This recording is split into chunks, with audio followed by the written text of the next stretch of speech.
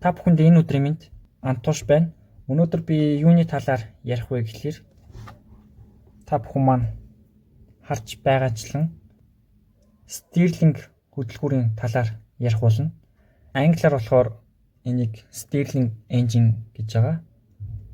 Бүтцийн хувьд бол эрчлүүр энэ дугуйг хэлж байгаа. Flywheel буюу эрчлүүр. Тэгээд энийг холбож өгч байгаа connecting rod буюу холбогч саваа. Тэгээд боросиликат шил халуун тесвэртэй шил гэж хэлж болно. Иймэрхүү. Тэгээд piston, Porsche цилиндр. Тэгээд дараагийн энэ бүтц нь болохоор энийг болохоор алкогол spirit lamp гэж нэрлэдэг.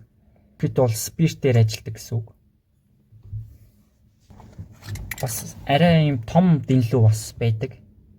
Заавал энүүгээр нь унтраах хэвээр. Энэ дээр ч гэсэн ингээд унтраачин. Тэгээд дараагийн юм нь юу гэхээр энэ DC мотор байгаа. Нэг LED холбож өгсөн.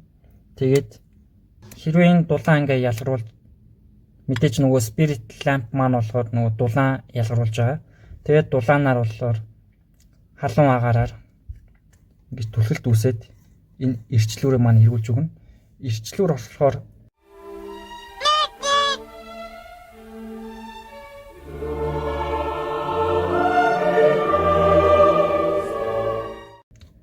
RPM-ээс нь шалтгаална. RPM нь юу вэ гэхээр жишээлх юм бол хэдүүлээ дугуй зуръя. Одоо энд эрчлүүр байгаа гэсэн үг. Нөгөө иргэдэг дугуй. Тэгээд энэ маань мэдээж иргэж байгаа. RPM-ийн үгийн товчлол нь болохоор юм байна. Бүтнээр нь яах юм бол revolutions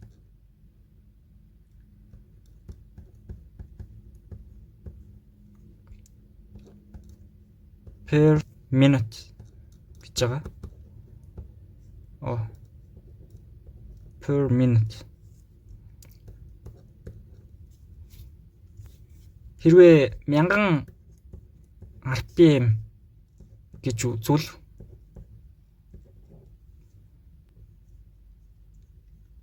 энэ маань болохоор 1 минутанд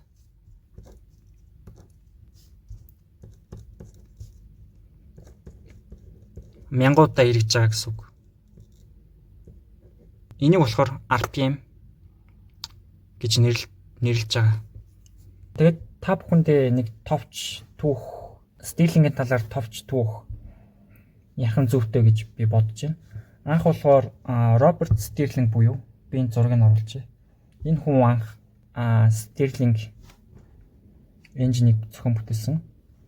Анх яагаад зохион бүтээсэн бэ? Шалтгаан нь юу байсан бэ гэхээр тухайн үед бол 1816 онд энийг зохион бүтээсэн. Тухайн үед бол уурын хөдөлгүүр ашигладаг байсан. Уурын хөдөлгүүр. Ийм хөдөлгүүр ашигладаг байсан.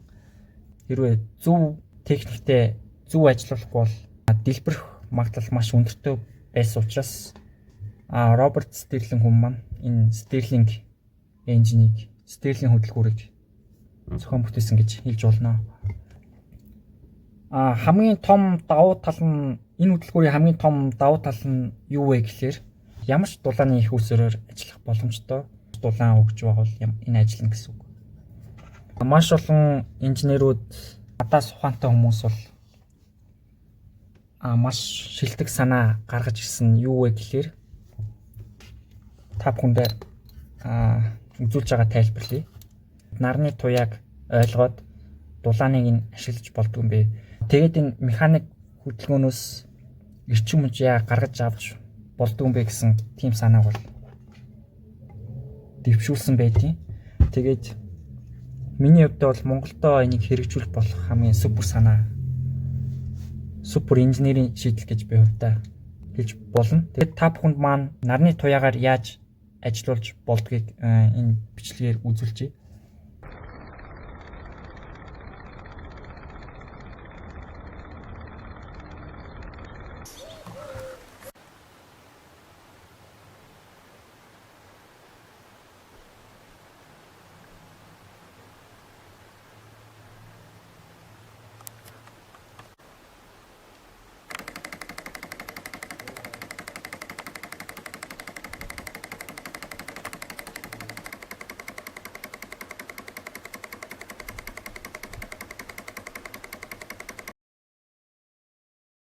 та бүхэн маань бичлэгээ үзсэн байх.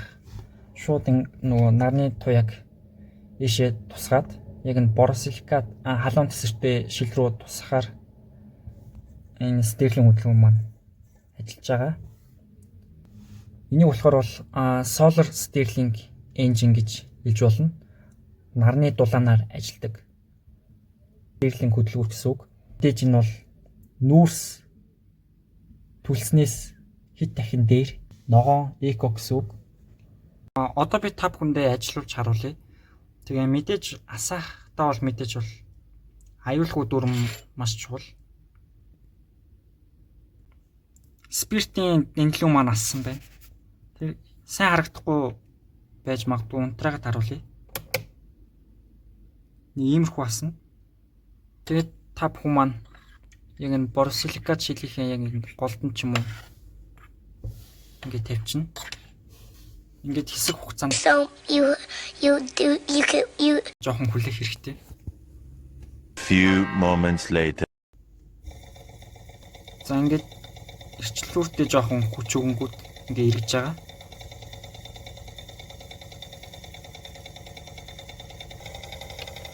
Харанхуй та бүхэнд харуулна.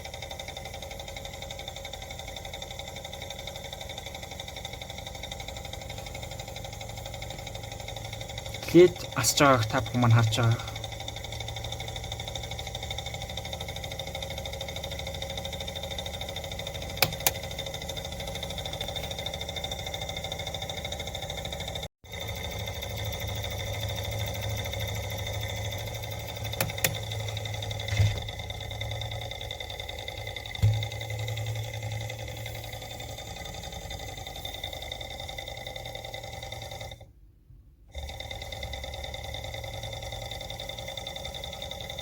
Лампа унтраахын тулд хэдүүлээ таглаагаар нь тагалчихна. Энийний хувьд болохоор нөгөө пластикын таглаа байсан учраас би тэр томынхоо таглааг ашиглаж байна.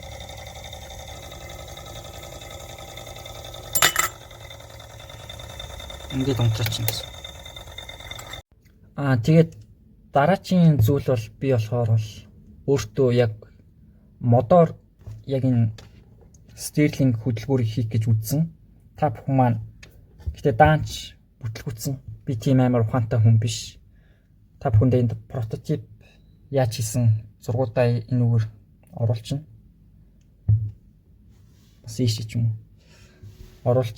Тэгээ бүтлгүүцсэн шалтгаан маань гэх юм бол нэгт юу вэ гэхлээр энэ хөдөлгүүр маань бол ямар ч өрөлтгүй ажиллах хэрэгтэй болно. Хэрвээ багахан хэмжээний үрэлт өгөх юм бол энэ бол ажиллахгүй гэсэн үг. Одоо жишээлх юм бол үрэлт юу вэ гэхлээр 2B2 ингээд үрэлтгийг хийж байгаа.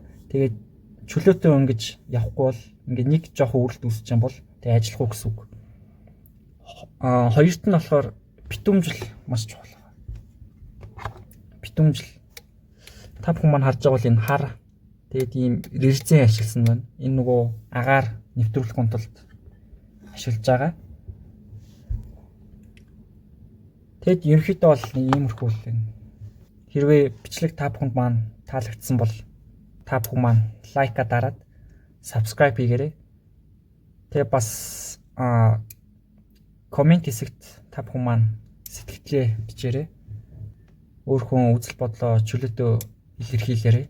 Тэгээд та бүхэндээ энэ хүртэл үзсэнд маш их баярлалаа. Дараагийн бичлэгээр уулзтлаа.